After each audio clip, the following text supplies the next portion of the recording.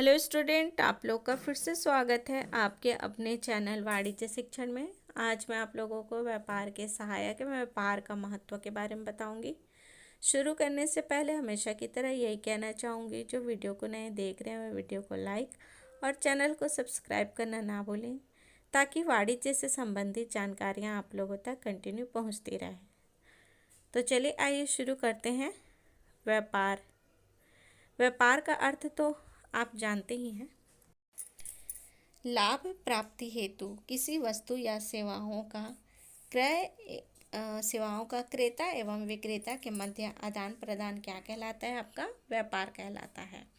और व्यापार के जो सहायक हैं उसमें सबसे पहले व्यापार प्लस व्यापार के सहायक से ही क्या बनता है? वाणिज्य बनता है। अब हम देखते हैं इसके सहायक को। व्यापार में विभिन्न क्रियाओं, साधनों एवं संस्थाओं से सहयोग लिया जाता है।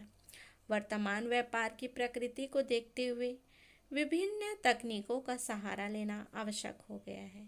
यदि इनका सहयोग ना लिया जाए तो व्यवसाय अपना वास्तविक रूप खो देगा एवं उसका वास्तविक संकट अस्तित्व उसका जो है वो संकट में पड़ जाएगा। इसीलिए उन्हें व्यापार का सहायक कहा गया है। इसमें कहा जा रहा है कि व्यापार तो किया जाता है, क्रेता विक्रेता के बीच में वस्तुओं सेवाओं का आदान प्रदान भी होता है। लाभ प्राप्ति के उद्देश्य से यह कार्य व्यापार का किया जाता है, लेकिन इसके जो सहायक हैं, व्यापार से संबंधित जो सहायक हैं, उनके बगैर व्यापार कुछ भी नहीं है। क्योंकि अगर वह उसका सहायक की जो क्रिया उसकी जो सहायक की क्रियाएं हैं, अगर उनको वह सहयोग में नहीं लेता है तो उसका जो अस्तित्व है वो संकट में आ जाएगा, वह अपना अस्तित्व खो देगा। तो आइए हम जानते हैं कि व्यापार के प्रमुख सहायक कौन कौन से हैं। व्यापार के प्रमुख सहायक निम्न हैं। पहला है परिवहन के साधन, दूसरा संचार के साधन, तीसरा बैंक, चौथा बीमा, पांचवा है भंडारण, छठवां है शेयर एवं उपज बाजार, सातवां है विज्ञापन एवं विक्रय कला और आठवां है ग्राहक सेवा केंद्र। इन सब को हम आइए चलिए सविस्तार समझते हैं कि व्यापार की प्रमुख सहायक किस प्रकार से व्यापार में सहायक होती हैं। सबसे पहले है परिवहन के साधन। परिवहन के साधन में है व्यापार के विस्तार एवं प्रसार में परिवहन के साधनों का महत्वपूर्ण स्थान है। रेल मार्ग एवं पानी जहाज के कारण देशी एवं विदेशी व्यापार में पर्याप्त प्रगति हुई है। परिवहन बगैर हम व्यापार की कल्पना नहीं कर सकते, क्योंकि परिवहन ही एक ऐसा साधन है जिसके आधार पे हम व्यापार से संबंधित वस्तुओं को इधर से उधर एक स्थान से दूसरे स्थान पहुंचा सकते हैं। और व्यापार से संबंधित जितने भी और आवश्यक की वस्तुएं हैं उनका हम परिवहन के द्वारा ही आवश्यक वस्तुओं को व्यापार में शामिल कर सकते हैं। रेल मार्ग एवं पानी जहाज के कारण ही देशी एवं विदेशी व्यापार में पर्याप्त प्रगति हुई है। फिर है संचार के साधन। व्यापार की प्रगति में संचार के साधनों का अत्यधिक महत्व है। ये व्यापारिक संदेशों को एक स्थान से दूसरे स्थान तक ले जाते हैं। प्रत्यक्ष संपर्क द्वारा संदेश देना कभी कभी संभव है तथा बिना संदेश के व्यापारिक क्रियाकलाप संभव नहीं है। डाकघर, तारघर, फैक्स, समुद्री तार आदि संचार के प्रमुख एवं प्रचलित साधन हैं। संचार के साधन भी ये भी क्या है? व्यापार के सहायक हैं, क्योंकि संचार के माध्यम से ही हम अपनी जो व्यापार से संबंधित जितने भी जानकारियां हैं, साधन हैं, उसके बारे में हम संचार के आधार पर ही एक स्थान से दूसरे स्थान तक पहुंचा सकते हैं। क्योंकि प्रत्यक्ष रूप से आमने सामने बहुत ही मुश्किल से कभी कभार ही आप संदेश पहुंचा सकते हैं, लेकिन बिना प्रत्यक्ष रूप से भी अप्रत्यक्ष रूप से भी डाकघर, तार घर, समुद्री तार, फैक्स, इन सब के आधार पर भी हम अपना कम्युनिकेशन संचार बनाए रख सकते हैं। और बिना संदेश के व्यापारिक क्रियाकलाप संभव नहीं है, क्योंकि कम्युनिकेशन बहुत ही आज के ज़रूरी है, क्योंकि संचार के माध्यम से ही हम अपने व्यापार को आगे बढ़ा सकते हैं, फैला सकते हैं। तीसरा है बैंक। बैंक एक अत्यंत महत्वपूर्ण सहायक है। वस्तुओं के भुगतान, व्यापारियों को ऋण प्रदान करने, मुद्रा के हस्तांतरण एवं अभिकर्ता के रूप में उसका कार्य उल्लेखनीय है। बैंक तो आजकल सभी कार्यों में सहायक सिद्ध हो रहे हैं। बैंक एक अत्यंत महत्वपूर्ण कार्य है व्यापार में, क्योंकि वस्तुओं के भुगतान के लिए व्यापारियों को अगर ऋण देना है, उसके लिए मुद्रा सब कहाँ से प्राप्त होती हैं? बैंक के द्वारा ही लोन दिए जाते हैं। इन सब कार्यों के लिए बैंक व्यापार के लिए बहुत ही सहायक है। मुद्रा के हस्तांतरण के लिए भी एक स्थान से दूसरे स्थान अगर पहुंचाना है, देना है, जो भी है, तो इन सब में भी हस्तांतरण अभिकर्ता के रूप में भी उसका कार्य उल्लेखनीय है। ये है बैंक, जो कि व्यापार में अपने इन सभी कार्यों के लिए सहायक सिद्ध हो हैं। अब हम देखेंगे बीमा। बीमा चौथा है। उद्योगों के समान व्यापार भी एक जोखिम युक्त कार्य है।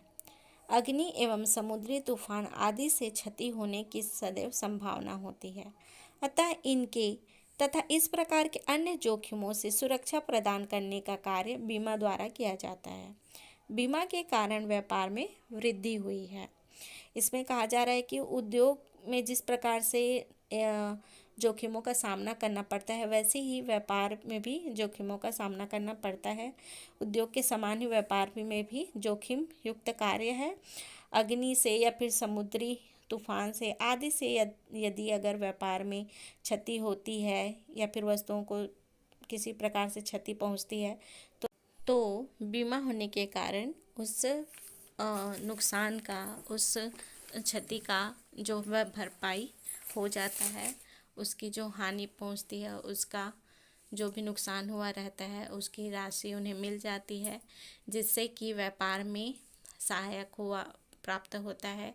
क्योंकि व्यापार से संबंधित जितने भी नुकसान हुए रहते हैं, उनका भरपाई किया जाता है बीमा द्वारा, अगर बीमा कराया गया है तो इसके कारण कुछ उन्हें सहायक राशियां प्राप्त होती हैं, और इसके कारण ही व्यापार में जो है इस जोखिमों से सुरक्षा प्रदान होता है, और इसके कारण ही बीमा के कारण व्यापार में वृद्धि हुई है। पांचवा है आपका भंडारण। जिस प्रकार वस्तु की मांग की प्रत्याशा में वस्तु का विनिर्माण कार्य किया जाता है, उसी प्रकार भविष्य की मांग को ध्यान में रखकर वस्तुओं का भंडारण किया जाता है। भंडारण का इतना महत्व है कि सरकार भविष्य के लिए खदानों का सुरक्षित भंडार रखती है। भंडारण के कारण वस्तु के मूल्य में स्थायित्व पर संभव है। इससे स्पष्ट क्लियर है कि जिस प्रकार से वस्तुओं की आजकल मांग हो रही है, प्रत्याशा उसकी बढ़ रही है, जिसके कारण उसका विनिर्माण कार्य किया जाता है, उसी प्रकार भविष्य की मांग को ध्यान में देख करके जो आवश्यक की वस्तुएं हैं उनका भंडारण किया जाता है, ताकि आगे चल के भविष्य में उस वस्तुओं की कमी ना हो और हम उस वस्तुओं का उपयोग भविष्य में कर सके। इसके लिए सरकार भी भविष्य को ध्यान में रखते हुए खदानों को सुरक्षित भंडार गृह में रखती है, और इसी के कारण भंडारण के कारण वस्तुओं के मूल्य में स्थायित्व संभव हो पाया है। छठवां है शेयर एवं उपज बाजार। शेयर बाजार तथा विभिन्न कंपनियों के अंशों का क्रय विक्रय किया जाता है, तथा उपज बाजार जहां वस्तुओं का क्रय विक्रय होता है का व्यापार में महत्वपूर्ण स्थान है। शेयर बाजार में इसमें विभिन्न कंपनियों के जो अंश होते हैं उनका क्रय विक्रय किया जाता है, और उपज बाजार में वस्तुओं का क्रय विक्रय होता है। ये भी व्यापार में बहुत ही महत्वपूर्ण सहायक स्थान प्रदान करते हैं। सातवां है विज्ञापन एवं विक्रय कला। ये तो आजकल बहुत ही महत्वपूर्ण है। वर्तमान युग विज्ञापन का युग है। विज्ञापन एवं विक्रय कला के कारण वस्तुओं की मांग में वृद्धि होती है तथा मांग के नए क्षेत्र का निर्माण होता है। विज्ञापन आज के युग में संजीवनी बूटी के समान है। सफलता के लिए विज्ञापन आज के युग में छोटे व बड़े व्यापारियों के लिए अनिवार्य है। विज्ञापन से ही लोगों तक वस्तुओं के बारे में जानकारियाँ, उनकी क्वालिटी, उनके यूज़ कैसे करना है, इन सब के बारे में विज्ञापन के द्वारा ही प्रसारित किया जाता है। और इन सब के आधार पर ही विक्रय की जो कला है वो और बढ़ती है, और विज्ञापन जो है विक्रय में बहुत ही महत्वपूर्ण योगदान प्रदान करता है। इसीलिए विज्ञापन को आज के युग में संजीवनी बूटी के माना गया है, क्योंकि जो छोटे व्यापारी हो चाहे बड़े व्यापारी हो, उनको विज्ञापन को अपने व्यापार में शामिल करना अनिवार्य हो गया है। अब हम देखेंगे 8वां ग्राहक सेवा केंद्र। 8वां है ग्राहक सेवा केंद्र। ग्राहक सेवा केंद्रों का कार्य ग्राहकों को विक्रय उपरांत सेवा प्रदान करना होता है, जिसके अंतर्गत ग्राहकों को आवश्यक सूचनाएं व जानकारियां उपलब्ध करवाना तथा उनके शिकायतों का निराकरण करना शामिल होता है। इसमें कहा जा रहा है, इसमें ग्राहक सेवा केंद्र भी शामिल है कि ग्राहक जो विक्रय के उपरांत उनको जो सेवा प्रदान करना होता है ताकि उस वस्तु के बारे में, उस चीज़ के बारे में उनको आवश्यक सूचनाएं, जानकारियां उपलब्ध कराई जा सकें तथा उनकी जो शिकायत है उनका निराकरण करना भी व्यापार में की सहायक सेवा में शामिल है। तो इसी तरह से हमने आज व्यापार के सहायक क्रियाओं के बारे में जाना है। चलिए अब हम उसके महत्व के बारे में जानते हैं। व्यापार का महत्व। किसी भी देश का आर्थिक विकास उस देश के व्यापार पर निर्भर है। यदि व्यापार उन्नत दशा में है तब वह देश आर्थिक प्रगति करेगा तथा देश के लोग संपन्न होंगे। व्यापार के प्रमुख लाभ निम्न हैं। इसमें कहा जा रहा है कि किसी भी देश का जो आर्थिक विकास है उस देश के व्यापार पर निर्भर करता है, क्योंकि अगर व्यापार उन्नति की दिशा में होगा तो वह आर्थिक प्रगति, वो देश भी आर्थिक प्रगति की ओर अग्रसर होगा। अब हम इसके कुछ महत्व या लाभ भी बोल सकते हैं, इसके बारे में जानकारी प्राप्त करते हैं। पहला है इसका, व्यापार उपभोक्ताओं को उनकी आवश्यकताओं के अनुसार वस्तु एवं सेवाएं उपलब्ध कराता है। सही बात है कि जो भी व्यापार है वो उपभोक्ता की जो आवश्यकताएं हैं, उसकी जो सेवाएं हैं, उसके आधार पर ही वह वस्तुओं का उत्पादन करता है, विक्रय करता है और उसको सहायता प्रदान करता है, सेवा प्रदान करता है। अब हम इसके और भी कुछ महत्व हैं उनके बारे में भी आइए जानकारी प्राप्त करते हैं। फिर है, इससे उद्योगों के विकास में सहायता मिलती है। फिर है, तीसरा है, इसके कारण परिवहन के साधन, बैंक, बीमा आदि सुविधाओं में विस्तार होता है, जिससे आर्थिक विकास संभव होता है। तीसरा, व्यापार से अधिक लोगों को रोजगार प्राप्त होता है। और लास्ट है आपका, विदेशी व्यापार के माध्यम से विश्व के विभिन्न राष्ट्रों के मध्य सहयोग व शांति का वातावरण निर्मित होता है। पहला जो है कि व्यापार जो है उपभोक्ताओं की जो वस्तुएं और सेवाओं के आधार पर व्यापार करता है, उनको सहायता प्रदान करता है। इसमें उद्योगों के विकास में भी इसमें सहायता होती है। और इसमें परिवहन के साधन, बैंक, बीमा, इसके बारे में तो आपको लोगों को मैंने अभी बताया है। इसमें भी वह क्या होता है, सुविधाओं में विस्तार होता है और आर्थिक विकास संभव होता है। व्यापार से जो अधिक लोगों को, जितने व्यापार बढ़ेंगी, रोजगार भी उतने ही प्राप्त होंगे।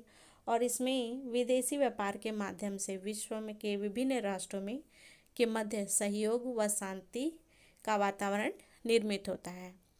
तो ये थे व्यापार के सहायक साधन और महत्व।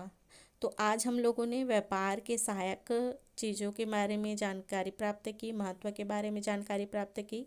तो इसी तरह से और भी वाणिज्य से संबंधित जानकारियाँ प्राप्त करते रहें और वाणिज्य शिक्षण को सब्सक्राइब करना ना भूलें, ताकि आप लोगों तक जानकारियाँ कंटिन्यू पहुँचती रहें। Thank you.